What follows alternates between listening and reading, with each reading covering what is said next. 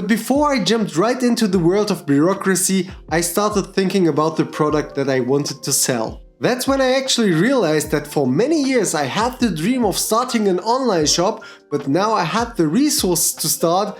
I didn't know with what should I start? What should I sell? And I found out that choosing the right product is actually very difficult. You've probably seen other videos online talking about choosing the right niche. To be quite honest with you, I think most of the videos online are good from a motivational perspective, but not very good in terms of value and the guidance where you could start. So in consequence, I really do think that out there aren't many videos. And I really do think that there is a lot of videos missing out there that talk about the process, the learnings, the tools they use, unless they have a sponsorship deal just to promote the tool, but I mean in terms of value for you. And that's why I created this video. I want to take you with me on the journey of starting an e-commerce business, an online shop, and share with you the learnings I have, the tools I use, and the steps I take in the e-commerce world, because for me it's a fun side project. It will not be my main income stream.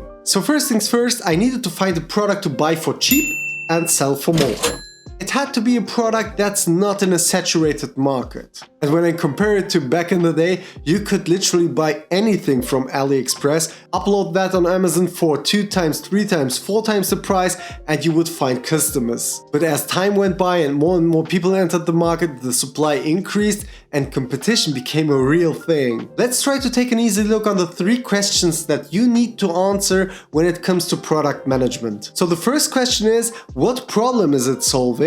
And the second question is, why are you solving that problem? The third question is, how can your success be measured? And what I can share with you as a bonus tip or a bonus question is, when you are able to answer all of these questions in a good detail, right? And you are convinced with the answers and you think maybe I have here a winning product, then do a quick competitors analysis, go on different platforms and look for similar products. Look at their pricing strategy, look at their description, look at the community if there is any behind that. And yeah, that's when I found that sourcing a product is actually a pain. Because at the end of the day, there are so many brands, so many products that already have a great following. They already made a name in the market. I was working for day and night to find the right product, sipping on my Turkish mocha just to stay awake. And that's when I found I have the right product potentially in my hand. The cup of coffee, the Turkish mocha, and I know some of you will ask, Turkish mocha, is that even a thing? And the answer is yes, it really is, for me at least. Let me explain to you why.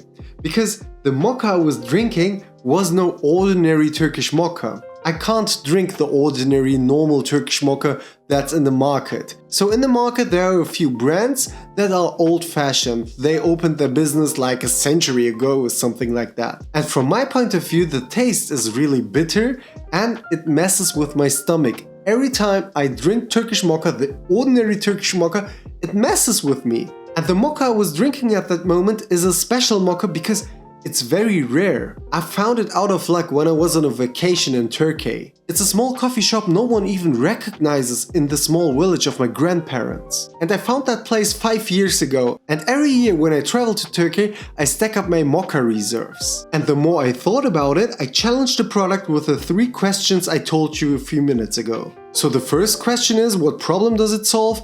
It's a warm caffeinated drink that you want to have when you want to stay awake or stay focused and you don't want to have that bitter mocha taste. And in regards to the second question, the answer was also very clear. So the question was, why am I the guy solving the problem? Well, it was a pain for me 5 years ago, so I consciously solved the problem for myself. At the end of the day, I like the soft taste and I like that it doesn't mess up my stomach. And the answer to the third question, how can the success be measured? From my point of view, the success can be measured by customer satisfaction, rising sales volume, plus rising general interest in Turkish mocha that's not bitter. And the more I thought about it, yes, I've already proven the success of the product. Because every time when some friends came over to chill or have a cup of tea or have a cup of coffee, everyone who already drank one sip of that mocha always, when they come back, ask me to take another cup. So after answering these 3 questions, I went online again and checked for the other coffee brands in the market. And still they were the same brands as almost a century ago. And now the challenge was, we have established brands in the market, but where do they lack performance in? Well, besides of the taste of the mocha, they lack performance in social media. And that's a gap I will explore more in detail later in this video, but for the next step it was clear that I needed to call up my coffee dealer. I talked with him for about 30 minutes if he was open to the idea to become my coffee supplier and I would import the products to Europe from Turkey. I negotiated with him back and forth as normal Turkish people do. And finally we agreed on a deal, and now let's dive deeper into the price section. So for a kilo roasted and grounded coffee, I pay around $15 including packaging. We agreed on 2 package sizes, 100 grams and 200 grams. And this basically means a package of 100 grams of mocha would cost $1.50 and for 200 grams it would cost $3. Then I would also have costs for importing that product, so custom fees. It would be roughly 42 cents including the coffee tax in the European Union. Next I needed some stickers with my own logo, regulatory information and description of the coffee. The design stuff I did myself with Canva, and that took less than 2 hours I think. So for the 2 stickers, the front and the back, it would cost me roughly 11 cents. Next I put a thank you card in every order, I customize it, I do a handwritten note for every customer. It's around 20 cents. I think it's a cool gesture. And last we have the package that makes the product shipment ready, and that costs around 44 cents per piece. So if we now add everything up for 100 grams and 200 grams, we will have the following results. The 100 gram package is $2.67 and the 200 gram package is $4.17. And after checking the market prices, I found that for 100 grams a retail price of $4.99 and for 200 grams a retail price of $9.99 is realistic.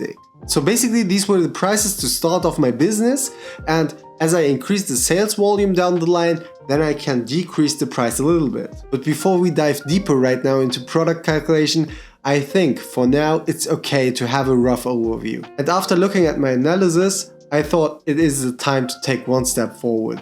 So first things first, I needed to apply for business approval from the government for my e-commerce business. And did you know that in March 2025 alone, 450,000 business applications were filed, and more than half of the applicants still have a full-time job, like me, that dream to turn their hobby into a business. As you know, I'm in the same situation. I may have multiple businesses and I work my way out of the 9-to-5 rat race. Sometimes I feel like a worm on a rainy day that gets above the ground and then tries to cross the road, but as soon as I get on the road, the sun starts shining and I'm drying out. So let's take that metaphor aside for a second, but the next thing I needed to do was I needed to get some certificates because I was dealing with food and beverages. The government wanted me to take some extra courses regarding hygiene standards, etc. and I've took all of them. So the cost in total for starting a business and getting all the licenses and certificates ready,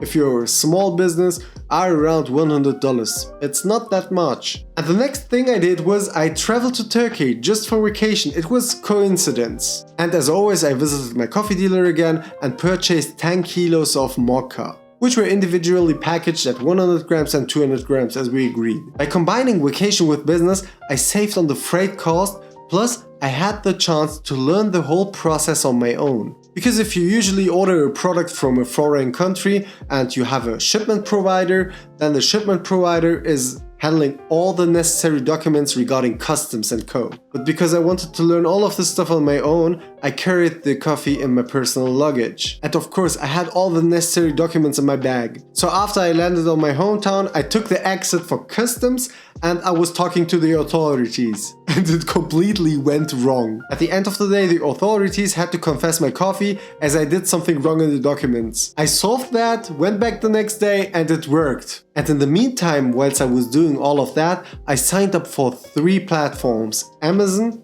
TikTok Shop, and eBay. To be honest, before I started, I saw the most opportunity in TikTok Shop. Because in Europe it got quite recently introduced, so the competition in the platform would be lower. That's what I thought initially. So until I got my product, I set up the profiles from scratch as well. I will come to that in a bit, but from my point of view, the registration process in TikTok Shop was the worst. To my surprise, that was the shop with the most regulations. So the least difficult, I thought, turned out to the most complex, but I understand why. I don't know why it is, but on TikTok, generally in the Western media, is looked bad upon. So it seems like the platform has a need and the urge to prove themselves every time. Because you don't want that negative news articles where the media is ranting about your platform. And one way to prevent fraud is to set up the standards so high that no one even cares about fraud. But I'm going to be very honest with you, I was frustrated myself going through this process. And if I wasn't as stubborn I am, I would left it and I would move forward with Amazon and eBay. But I'm happy for now that I've solved it, and for now it's going quite good, I will come to that. And the next thing after signing up to these platforms is that I needed to upload some photos and that I needed to describe my article. To create some cool marketing photos, I used Google Gemini and I was surprised what the artificial intelligence of Google is really capable of. I took a photo of my product, uploaded it to the artificial intelligence and just described which type of marketing material I needed, and it took literally only seconds. So it's just insane. And after we got that out the way, it's now time to upload the products on the platform, right? So I took care of every other bit in the product description, from search engine optimization to the right grammar. And on all platforms I chose to do the fulfillment by myself. And now here it gets tricky, because I was thinking, should I do the fulfillment by myself or should I outsource that to the platform? Because at the end of the day, those companies are also making money from sellers who are outsourcing the fulfillment to them. But for now, as I have only a small batch, I chose to move forward alone. Because on the other hand, I thought to myself, well, I will not give them the money for the fulfillment, but I will give them money regarding advertising. And now here comes the shocking part, because I was very surprised when I went on eBay and tried to advertise my products, the platform denied it. They said that I needed to be at least for 30 days on their platform to be qualified to advertising. I don't understand that, because at the end of the day, you're making money off people like me who are freshly starting businesses, and even if they don't invest thousands of dollars beforehand, you can really leverage your income stream over here. But on Amazon, I was more shocked than on eBay, to be honest. Okay, I can understand eBay, you have to wait 30 days to advertise them because it could have any security requirements or something like that.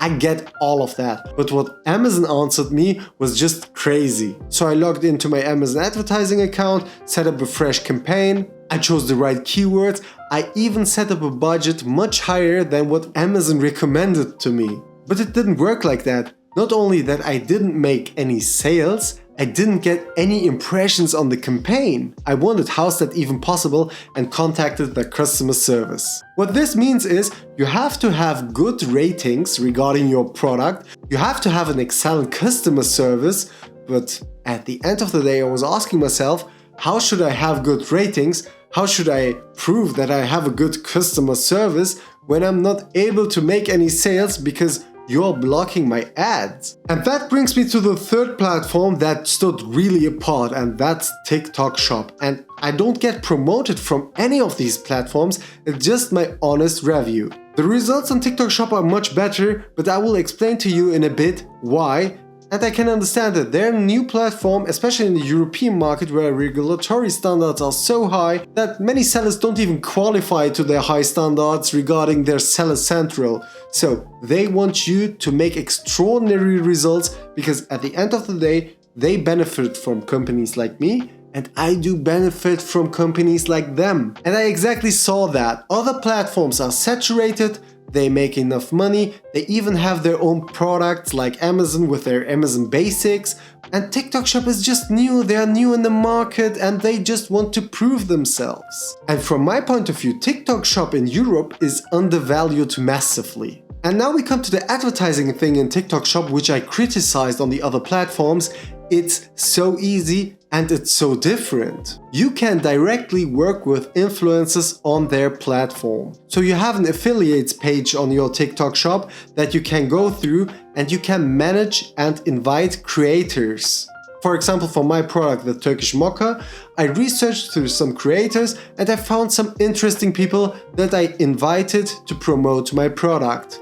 And actually quite a lot of influencers accepted my invitation. And the deal is simple, you don't need to spend money. The only thing you do is you give the creators a sample of your product, so you ship it basically out for free to them, and in return they create reels for you and link your product on their page. And additionally, for every sale they achieved through their page, they get a commission fee. The percentage of the commission decides the seller. So in my case, I decided to give them a commission of 15%. I know that's actually quite a lot. Some businesses give 5, others give 10. I decided to give the influencers 15% because I can really relate. I do this YouTube game, I also have my own social media profiles.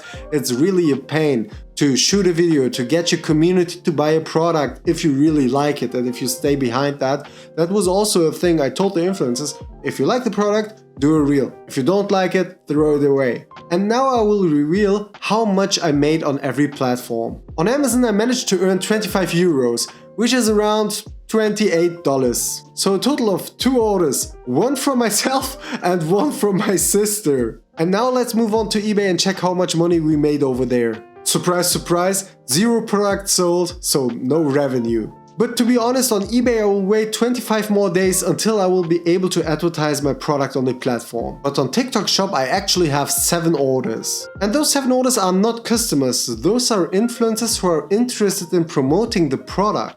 Actually, that's a great leverage. Let me explain. If all of these creators, let's say, have around 2,000 to 3,000 in followings, which is not that much, and that's exactly the reason why I chose them, because smaller creators have a much higher conversion rate.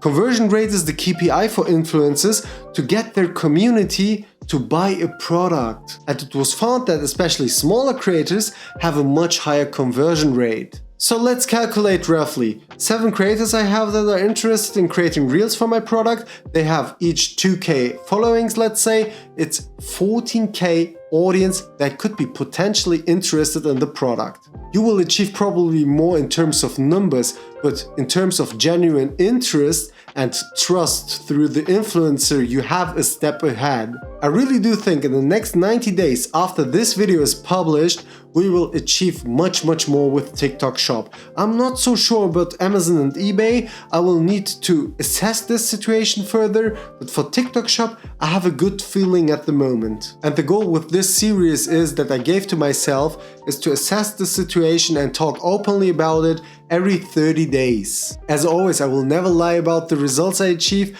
I will share with you the journey I'm experiencing. What you saw in this video until now underlines that business is not an overnight success. You need to build it from the ground up. I wish it could be easier, but it isn't that easy. Trust me, I have founded several businesses. I have found success in some, and I still have 3 businesses that make me serious money.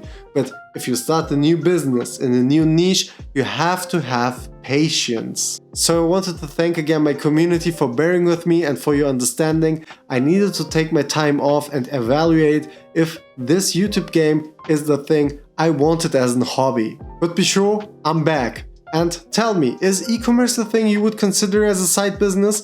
Let me know in the comment section down below. As always, see you in the next one. Bye.